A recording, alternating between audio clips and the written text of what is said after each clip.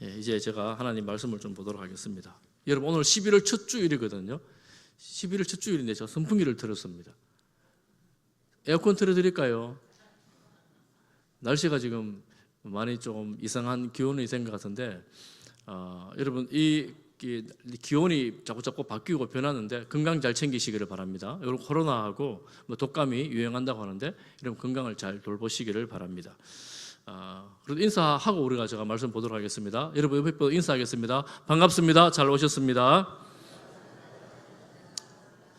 11월 첫 주일로 이제 한 2개월 남았는데 이렇게 인사하겠습니다. 남은 2개월을 알차게 보내시기를 바랍니다.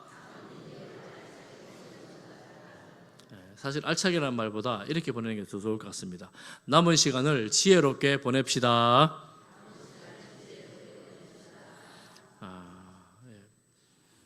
제가 오늘 이 마가복음 13장을 다음 주까지 두 번에 걸쳐 볼 텐데, 마침 지금 세계가 전쟁 중이라, 특별히 이스라엘 땅이 전쟁 중이라 약간 더 경각심을 갖게 하는 그런 장이라고 할 수가 있습니다.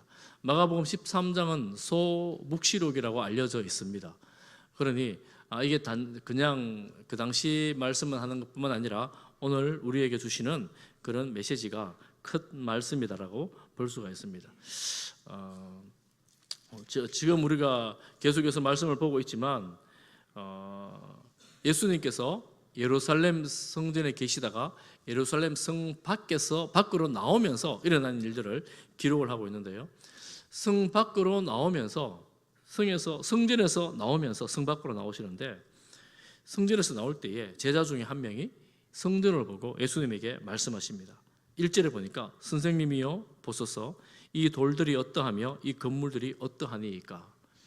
성전이, 그 당시 성전이 어떤 성전이었냐 하면 주전 20년부터 지어오던 성전입니다. 예수님이 이제 십자가 달리기 직전이니까 대략 주후 30년경이라고 한다면 약 50년 동안 지금 지어오고 있는 성전입니다. 누가 지었냐면 헤롯 대왕이 주전 20년부터 이 성전을 짓기를 시작했습니다. 유대인들의 마음을 얻고자 성전을 짓기 시작했고, 성전 규모 자체로 볼 때는 솔로몬 성전보다 2배 규모로 크고, 터나 그 주변 모든 부대 시설은 어마어마하게 큰 그런 성전을 짓고 있었습니다.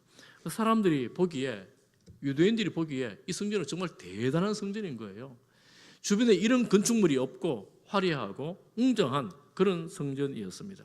요세푸스 유대 역사를 기록한 그 글에 의하면 당시 성전의 돌 하나가 높이가 3.6m고 길이가 11.2m, 너비는 5.4m 정도의 크기였다고 합니다. 이 성전이 이제 무너지고 사라지거든요. 이 말씀한 다음에 얼마 지나지 않아서 무너지고 사라집니다. 그런데 제가 1월달에 예루살렘을 가보니까 성벽에 그 당시 무너진 성전 돌로 이제 수축을 해놓은 부분이 있다면서 가이드 박사님이 그러더라고요. 고고학을 연구한 박사님이 이 정도 돌 크기로 이 성전을 지었다니까 정말 그 당시에 기술을 어떻게 이런 돌로 옮겨가면서 그 위대한 성전을 지었겠는가, 이런 말씀을 하는 것을 들었습니다. 정말 대단한 그런 성전이었습니다. 그 예수님이 뭐라고 말씀하시느냐면, 그런 성전에 대해서 2절에 보니까 내가 이 큰 건물들을 보느냐 돌 하나도 돌 위에 남지 않고 다 무너뜨려지리라. 이 화려하고 웅장한 성전이 무너진다는 거예요. 사실은 이 성전이 무너진다는 말은 그 유대인들에게는 사실은 끔찍한 말입니다. 왜냐하면 그들 역사 가운데서 조상들의 죄로 말미암아 그들이 그토록 사랑했던 솔로몬 성전이 무너졌던 기억이 있거든요. 전쟁, 약탈, 방화, 살인, 결국에는 포로로 끌려가고 그 이후로 이스라엘이 땅을 갖지 못했습니다. 계속 식민 지배를 받고 있는 중이었습니다. 그런데 이 성전을 지금 누가 헤롯이 지어주고 있는데 무너진다니 끔찍한 일이죠. 두렵고 떨리는 말씀이었습니다. 실제로 그때부터 주 70년에 이 성전이 로마 디도 장군에 의해서 완전히 무너지고 말았습니다. 그래서 성전이 지금까지 예루살렘에 없습니다. 그 성전이 있던 터에는 그 황금돔이라고 알려져 있죠. 모스크가 크게 있습니다. 결과적으로 본다면 예수 그리스도를 부인했던, 받아들이지 않았던 유대인들에게 정치적으로 역사적으로는 로마가 점령을 했고, 신학적으로 본다면 하나님께서 그들을 심판하신 것입니다. 오늘날 우리가 이런 이야기를 들으면서 우리 상황을 조금 생각해 본다면, 오늘 만약에 어떤 유명한 예언가가 혹은 선각자가 대구가 무너질 것입니다, 서울이 곧 무너질 것입니다, 혹은 이 나라가 곧 전쟁으로 불탈 것입니다, 만약 이렇게 말한다면 여러분 마음은 어떻겠습니까? 그런데 제가 보기에 여러분 별로 겁 안 나지 싶어요. 별로 겁 안 나지요? 아무도 겁 안 나죠. 왜냐하면 우리나라는 수시로 북한에서 이렇게 미사일을 쏴줘가지고 처음에는 조금 긴장하더니만 아이고 또 저러네 그러고 말잖아요. 그리고 여러분 아세요? 올해 5월 달에 북한이 일본을 향해서 미사일을 발사했어요. 그때 오키나와를 지나갔는데, 거기 지나갔다고 알려졌죠. 지나갔는데 오키나와 현에서는 비상 대피령을 내렸습니다. 혹시 그 미사일이 그 땅에 떨어질까 해서 주민들을 대피시킨 거예요. 우리나라는 뭐 미사일을 쏘거나 말거나 뭐 설마 뭐 그러겠냐 이러죠. 사실은 우리나라가 더 직접 공격을 받았잖아요, 수년 전에. 그럼에도 불구하고 별로 긴장을 하지 않습니다. 그런데 여러분 오늘날 한번 보세요. 언론에 심심찮게 등장하는 3차 대전 이야기. 전 세계가 만약 이스라엘 편과 반대편으로 나누어서 이 전쟁을 한다고 생각하면 뭐 이 진짜 끔찍한 비참한 전쟁이 일어나지 않을까요? 우리나라의 최고 역사 강사가 말하는데, 제가 그 강의를 좀 들어보니까 우리나라가 휴전 이후로 70년이 지금 지났습니다. 그런 대한민국 역사 가운데에 70년, 100년 가까이 전쟁 없이 이렇게 평안했던 적이 없었대요. 이 한반도는 전쟁이 정말 많았던 땅입니다. 그리고 뭐 불타고 뺏겨가고 뺏기고 빼앗아오고 뭐 이런 일들이 수도 없이 많았던 땅인데, 이 100년 가까이 전쟁이 없었던 적이 없었다라는 거예요. 그래서 우리나라 최고의 태평성대가 바로 지금이다 이렇게 말하더라고요. 여러분 지금 최고의 태평성대를 살고 계신 거예요. 역사 이래로 이렇게 잘 살던 때가 없었습니다.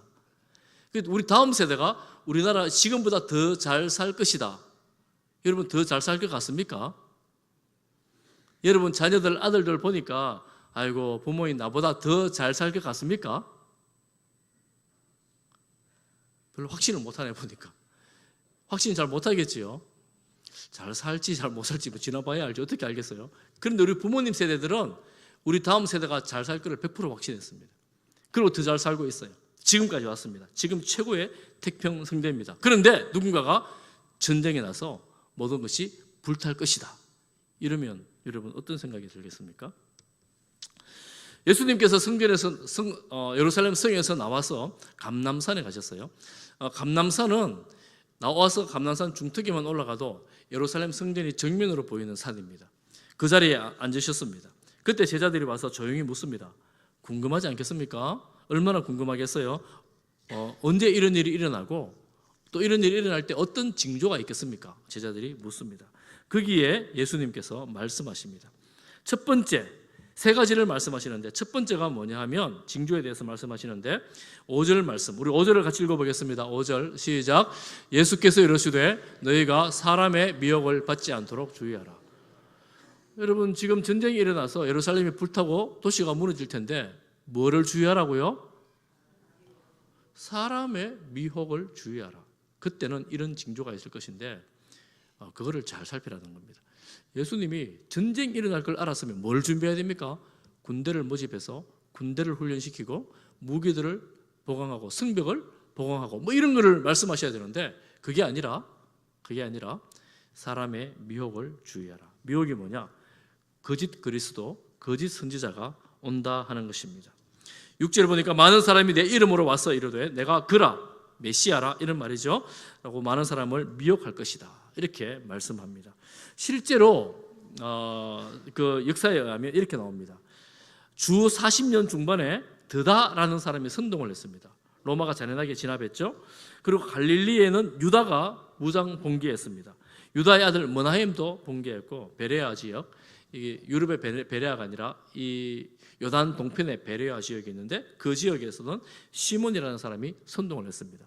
그래서 이 로마에서는 이 이스라엘 땅에, 유대 땅에 사람을 보내는 것을 극도로 조심을 했대요. 왜냐하면 무슨 일만 있으면 선동을 하니까, 반란을 하니까. 뭐 그래서 요 주의한 나라였다고 합니다. 그랬고 또 그 당시에는 어떤 일이 일어나면 이런 성경 말씀이 이렇게 말하죠.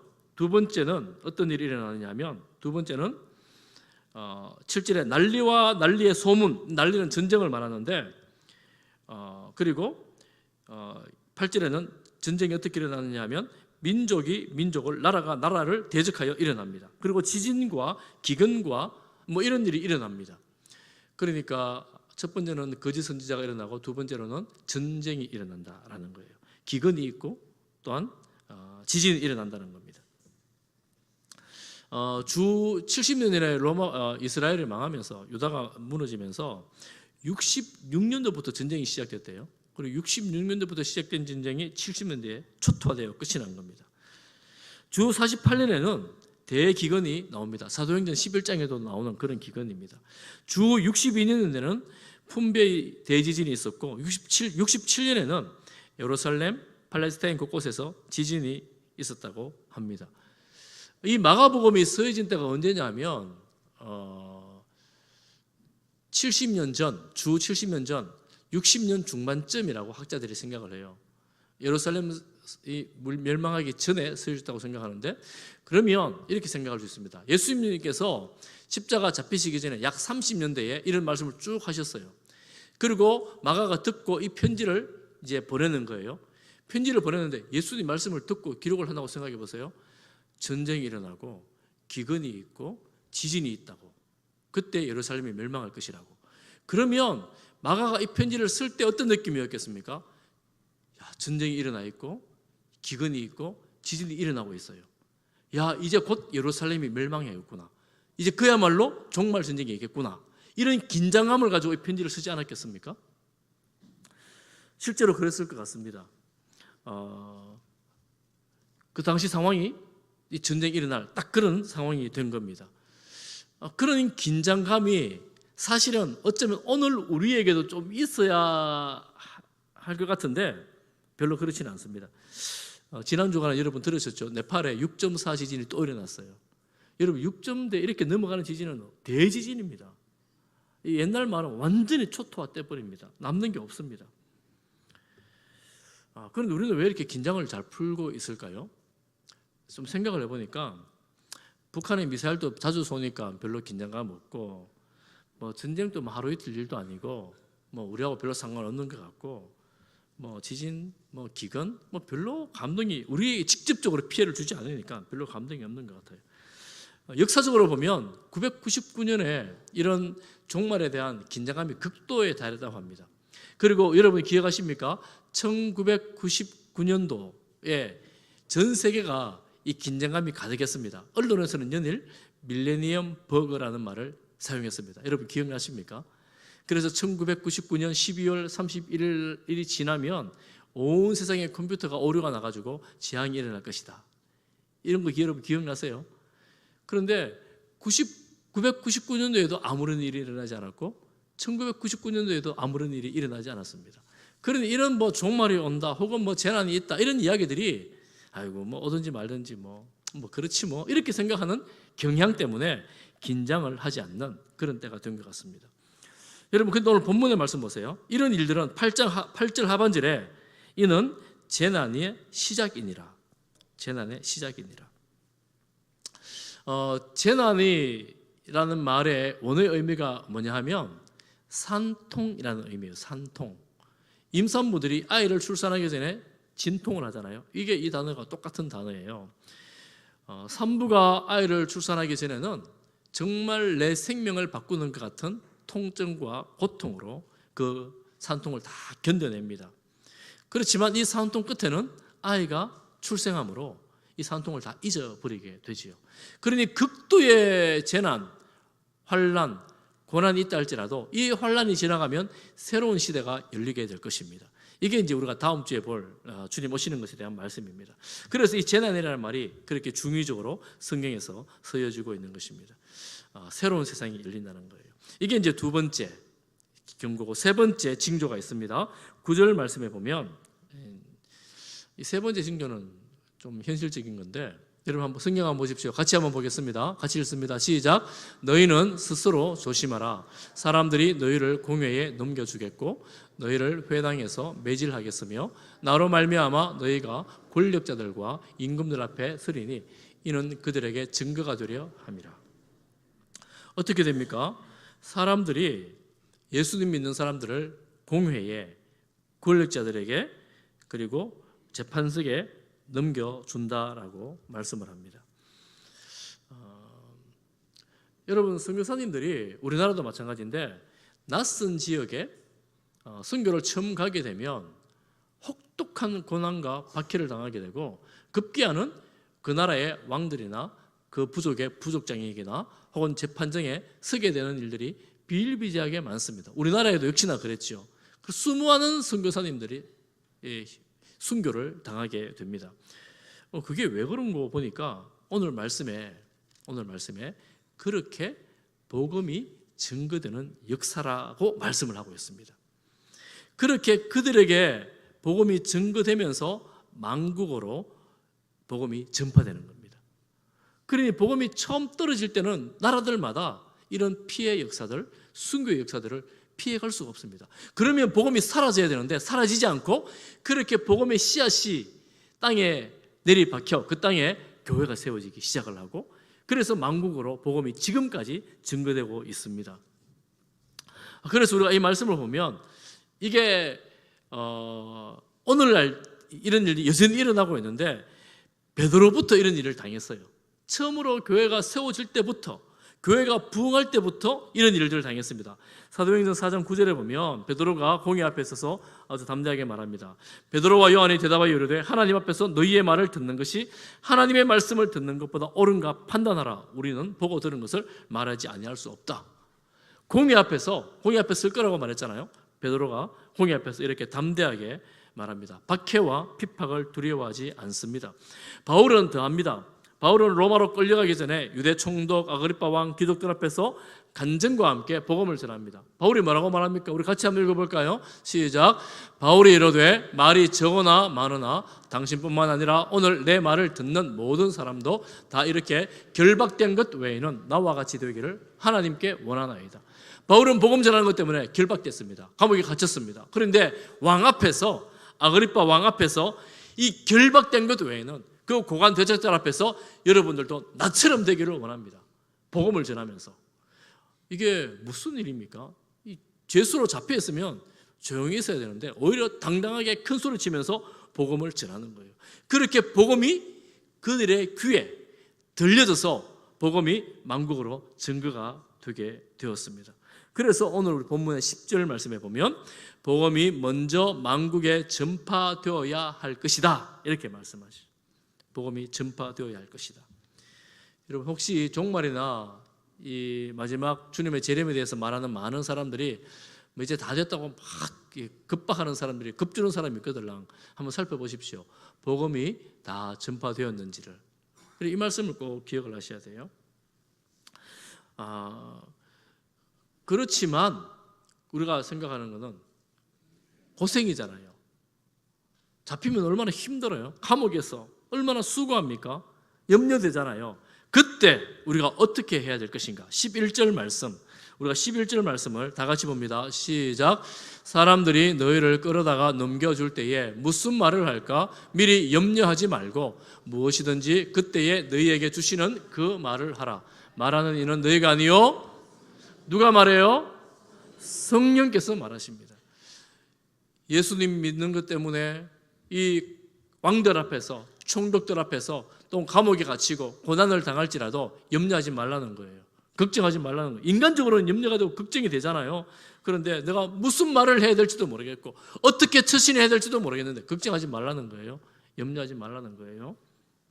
왜냐하면 성령께서 할 말을 가르쳐 주시고 성령께서 친히 말씀하겠다, 이렇게 말씀하시죠.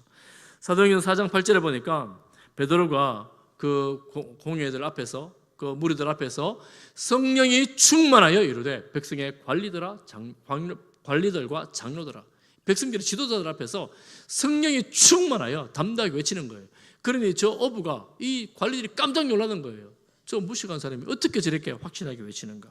사도뿐만 아닙니다. 초대교회의 모든 성도가 다 그랬습니다. 사도행전 4장 31절에 보니까 빌기를 다음에 모인 곳이 진동하더니 무리가 다 뭐였습니까? 성령이 충만하여 담대히 하나님의 말씀을 전하니라. 초대교회는 성령이 충만한 교회였습니다. 전하면 잡아가요. 감옥에 넣어버립니다. 그럼에도 불구하고 성령이 충만하다 보니 이들이 이 주체하지를 못하는 거예요. 나가서 전하는 겁니다. 핍박해도 박해해도 감옥에 집어넣어도 반대해도 공회에서 명령을 해도 복음을 담대하게 전합니다. 여러분 고통이 없었을까요? 아프지 않았을까요? 힘들지 않았을까요? 여전히 힘들어요. 이어지는 구절에 보면 너희가 형제를 아버지가 자식을 죽는데 내어주며 자식들이 부모를 대적하는데 죽게 하리라. 내어줍니다. 여러분 가룟 유다가 예수님을 내어줬다. 이 내어준다는 말이 같은 단어예요. 내어주지 않습니까? 여러분 이런 어려운 일이 있을 때, 재난의 때가 있을 때에 내가 살기 위해서 가족들끼리도 내주는 그런 비참한 일들이 일어납니다. 그런데도 염려하지 말아라. 염려하지 말아라. 너희가 내 이름으로 미움을 받을 것이다. 그럼 박해받는 것이 우리 성도들에게는 이 재난의 때에 어쩌면 피할 수 없는 수순이라고 할 수가 있습니다. 그러니까 여러분 예수 믿으면서 이런 때가 우리 시대에 빨리 오면 여러분 박해가 심할 거 아닙니까? 이 태평성대를 살아가고 있는 이때에 우리 믿음을 잘 지켜야 합니다. 언제 우리가 이런 일을 당할지를 잘 몰라요. 그렇지만 재난의 때가 있다는 것을 우리가 알고 있어야 돼요. 그러니까 여러분 예수 믿으면서 뭐 다 성공하고 다 건강하고 다 잘되고 하는 것만은 아니다라는 사실을 기억을 하셔야 돼요. 고난의 때가 있구나. 박해와 핍박의 때가 있구나. 심지어는 가족들로부터 또 외면을 당할 수도 있겠구나 하는 생각들을 우리가 좀 할 필요가 있어요. 그러면 누가 구원을 받아요? 누가 구원을 받아요? 13절 우리 13절을 다 같이 봅니다. 시작. 또 너희가 내 이름으로 말미암아 모든 사람에게 미움을 받을 것이나 끝까지 견디는 자는 구원을 받으리라. 끝까지 견디는 자는 구원을 받으리라. 따라해 보겠습니다. 시작. 끝까지 견디는 자는 구원을 받으리라. 누가 구원받아요? 끝까지 견디는 그 사람이 구원을 받습니다. 히브리서 10장 36절 37절에 보면 여러분 읽어볼게요. 같이 읽습니다. 너희에게 인내가 필요함은 너희가 하나님의 뜻을 행한 후에 약속하신 것을 받기 위함이라. 약속이 뭐냐? 잠깐 후면 오실 이가 오시리니 지체하지 아니하시리라. 약속은 오실 그이가 오신다라는 거예요. 지금 인내가 필요해요. 견뎌야 돼요. 여러분 히브리서는 제가 여러 차례 말씀을 드렸지만 예수님을 믿었는데 고통이 있고 핍박이 있고 예수님이 재림을 안 하시는 거예요. 그러면 우리가 잘못 믿었나? 다시 과거로 돌아갈까? 이렇게 혼란스러워하는 이들에게 그게 아니야. 인내해야 돼. 견뎌야 돼. 예수님은 반드시 오신다. 이 말씀을 하고 있는 거예요. 오실 이가 오실 것이기 때문에 인내해야 된다. 견뎌야 된다. 이렇게 말씀을 하고 있습니다. 사랑하는 성도 여러분, 우리가 끝까지 인내하며 견딜 수 있기를 축복합니다. 스데반은 여러분 돌에 맞으면서도 돌 던지는 사람을 위해서 기도했어요. 어떻게 그럴 수가 있겠습니까? 갑자기 안 아팠겠습니까? 고통 중에서도 무리들을 위해서 기도를 합니다. 어떻게 해요? 하나님의 영광을 보았기 때문에. 하나님이 예수님께서 하늘 보좌에 서신 것을 보았기 때문에. 바울은 우리가 잘 아는 것처럼 감옥에 갇혀서도 찬송과 기도를 합니다. 정말 대단한 사람이죠. 대단하죠. 어떻게 그렇게 할 수 있었을까? 하나님의 영광을 보았고 이 말씀 가운데 확실한 구원에 관한 지식이 있었기 때문에. 그래서 우리가 끝까지 견디는 것, 환난 가운데에 끝까지 참는 것, 인내하는 것이 우리 힘만으로 되는 것만은 아니에요. 우리의 인내력만 가지고는 되는 것이 아닙니다. 우리가 할 수 없고 감당할 수 없는 그런 환경이나 그런 형편에 처했을 때에 하나님께서 우리로 하여금 이기게 하시는 거예요. 고린도전서 10장 13절 말씀을 같이 읽어보겠습니다. 시작. 사람이 감당할 시험 밖에는 너희가 당한 것이 없나니 오직 하나님은 미쁘사 너희가 감당하지 못할 시험 당함을 허락하지 아니하시고 시험 당할 즈음에 또한 피할 길을 내사 너희로 능히 감당하게 하시느니라. 아멘. 아멘. 하나님 우리가 믿을 수 있는 분이에요. 미쁘사 저 말은 믿을 수 있다는 말이에요. 하나님 신실하신 분이십니다. 우리가 감당하지 못할 시험을 허락하지 않습니다. 여러분 혹시 지금 나는 이거는 도저히 감당 못하겠다, 너무 힘들다, 너무 못 견디겠다 이런 분이 있으면 여러분 분명히 감당할 수 있습니다. 도저히 감당하지 못하면 여러분 눈을 들어 보십시오. 하나님께서 피할 길을 내신 길이 보일 거예요. 그래서 우리는 성도는 살아갈 수 있습니다. 하나님은 우리가 믿을 수 있는 분이에요. 믿어야 합니다. 무엇을요? 우리에게 감당할 만한 것만 주신다고. 혹시 내가 감당하지 못하면 피할 길을 상기로 주신다고. 그래서 하나님을 그렇게 바라보며 신뢰하는 것입니다. 여러분 우리가 이 땅에 살면서 어려움과 힘든 일이 너무 많아요. 특별히 청년 세대들 취업 어렵죠. 공부하는 거 힘들죠. 모든 건 미래가 참 암울하다고 하지 않습니까? 정말 어렵습니다. 때로는 하나님 앞에 나와 예배드리고 또 하나님을 섬긴다 그러고 말씀 묵상한다 그러고 기도한다 그러지만 하나님 과연 도와주시는지 과연 함께 하시는지 느껴지지 않을 때가 많습니다. 이런 때에 우리가 확신해야 되는 게 있어요. 그게 뭐냐면 하나님은 감당할 만한 시험만 주신다. 하나님은 피할 길을 열어주신다. 그러므로 내가 하나님을 신뢰하는 이 신뢰를 놓지 않겠다는 거예요. 내가 환경은 이름에도 불구하고 하나님을 바라보겠다라는 이런 믿음이 우리에게 필요한 겁니다. 그러니까 환난이나 박해나 핍박이나 믿음 때문에 내가 참 신앙을 지키기가 어려운 그 환경 때문에 여러분 주저하지 마시기를 바랍니다. 겁먹지 마시기를 바랍니다. 여러분 심령 가운데에 여러분 마음 가운데에 좀 담대하게 일어날 수 있기를 축복합니다. 혹시 여러분 지금이라도 그런 일이 있는 분이 계시거든 내가 마음에 여러분 다지십시오. 괜찮아. 하나님이 나를 도와주시오. 하나님께서 나에게 길을 열어주시오. 하나님을 신뢰하며 가는 겁니다. 끝까지 견디는 그 사람이 구원을 받잖아요. 그런데 제가 오늘 이 말씀을 보면서 이런 생각이 들어요. 유대인들은 성전이 무너진다 그러면 전부를 잃는 거였습니다. 유대인들로 상상할 수 없는 크나큰 고통이었습니다. 그런데 우리는 그 정도 아니잖아요. 여러분 북한이 폭탄이 몇 개까지 날아오겠어요. 하마스하고 이스라엘 전쟁한다고 그게 우리까지 경제를 예민하게 보시는 분들은 이거 힘들다 그러지만 보통 사람들은 거기 전쟁하든지 말든지 우리 또 그 정도는 또 아니잖아요. 그런데 여러분 개인적으로 우리 성도들 각각 개인적으로 그런 일들이 있어요.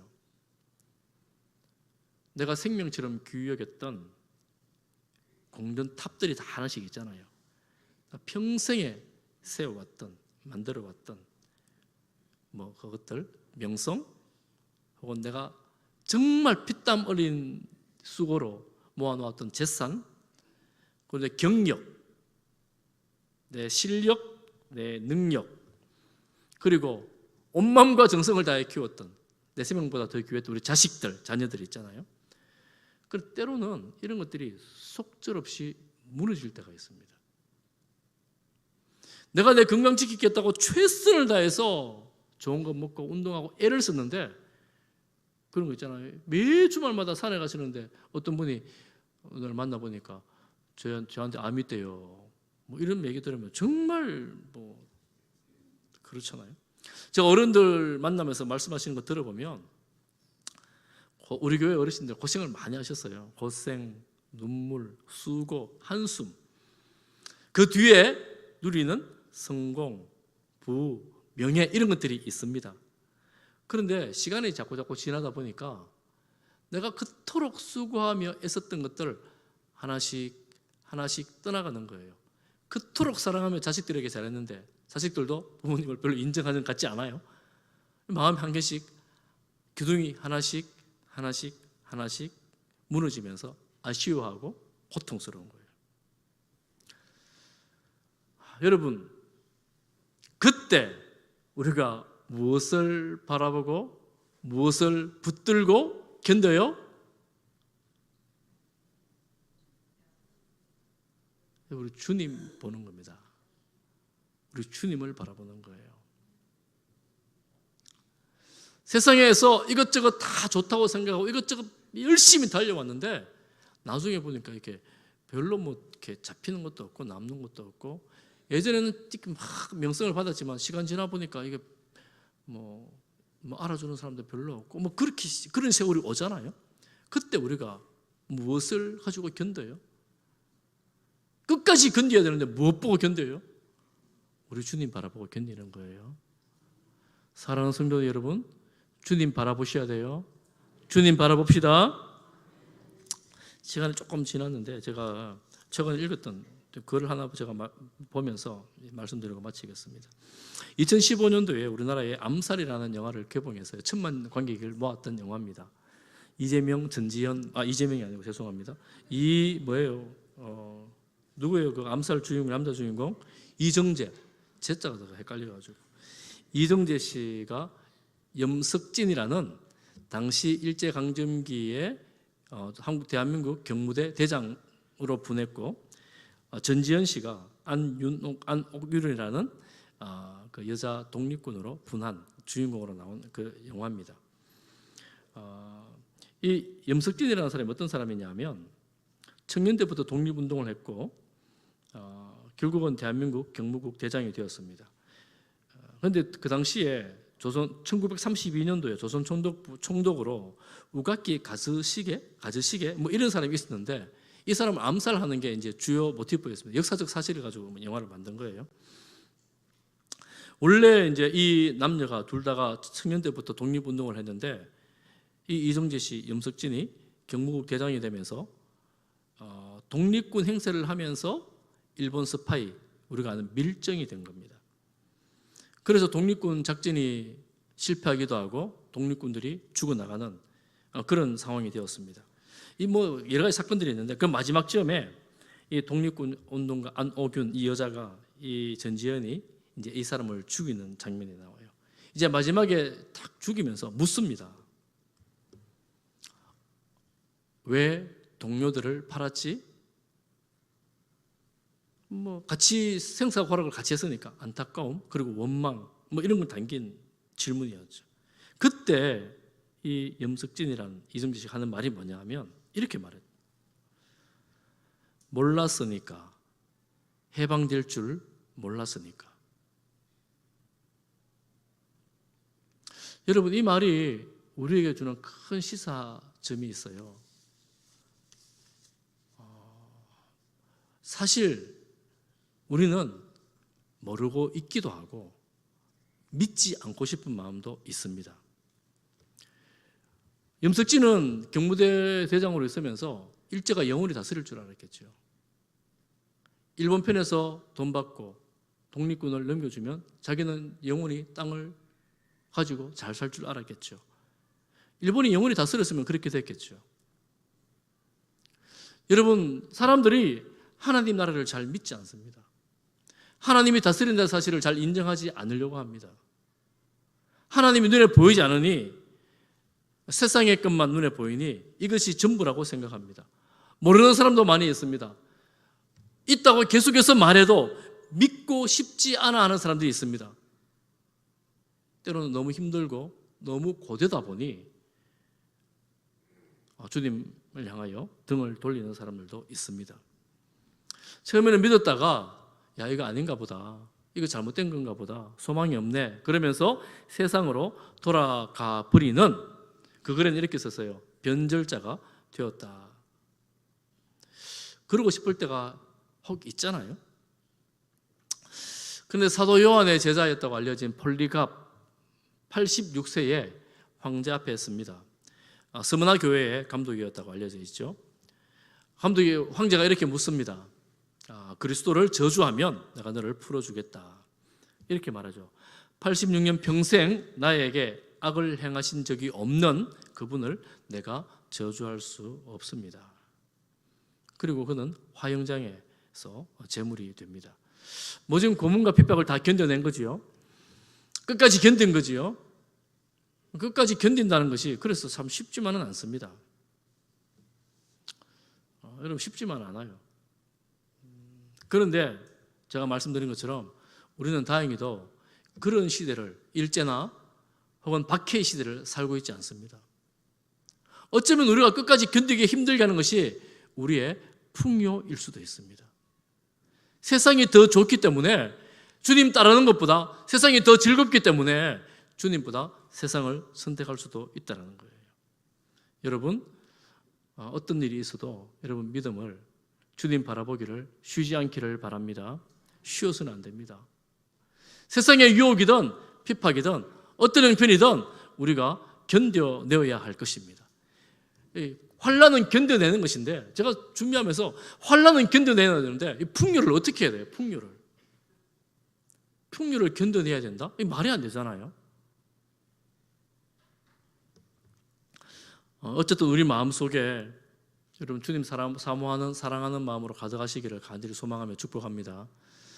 우리는 뭐 그런 시대가 아니니까, 그런 위험하고 핍박의 시대가 아니니까 좀 현실적인 이야기를 하면 우리 어르신들, 이때까지 믿음을 견뎌 지켜내 오신 어르신들 중에서 몇몇 분들 제가 너무 감사하고 너무 감동이 될 때가 있어요. 지금 우리가 교육관 짓고 뭐 엘리베이터 짓는다고 하지만 뭐 저렇게 시작하게 된 계기 중에 한 가지가 그런 겁니다. 수요 예배든 혹은 우리가 낮 예배뿐만 아니라 다른 예배를 올라오시는데 계단을 타고 올라오시는데 계단을 정말 죄송합니다 기어 올라오시는 거예요. 저 정도 같으면 요즘에 집에서 예배 드릴 수 있잖아요. 집에서 예배 드리셔도 되는데 굳이 예배당에 오셔가지고 예배 드려야 되겠다고, 함께 예배 드려야 되겠다고, 믿음을 지켜야 되겠다고, 함께 예배 드리는 자리에 있어야 되겠다고 결단을 하고 나오시는 거예요. 여러분 우리 교회 이거 뭐죠? 이거 어른들 뭐라 그럽니까? 경상도 구루마 맞습니까? 어르신들 사투리로 이거 끌고 지하철 타고 지상철 타고 오시는 분들 제가 정말 너무 감사드리고 또 무슨 말로 그분들을 환영해드려야 될지를 잘 모르겠어요.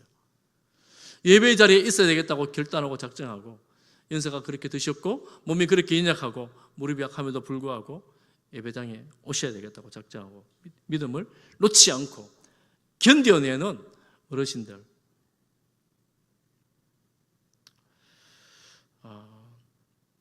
여러분 우리가 환난과 핍박도 어렵지만 이런 풍요의 시대를 살아가면서 이 믿음으로 주님 앞에 간절히 나갈 수 있기를 간절히 소망합니다. 넉넉하고 부유함은 우리에게 때때로는 기쁨이 되지만 때때로는 시험의 조건 될 수가 있습니다. 그래서 우리가 어떤 환경이든지 오직 주님을 제일 바라보는 것, 이것이 우리에게 가장 중요한 것이라는 것 알고 오늘 말씀처럼 끝까지 견디는 자는 구원을 받으리라. 어떤 상황에서도 끝까지 견디는 우리 성도님들 다 되시기를 축복합니다. 기도하겠습니다. 사랑하는 하나님 아버지, 우리에게 끝까지 견딜 수 있는 믿음을 허락하여 주옵소서. 예수님 이름으로 기도하옵나이다. 아멘.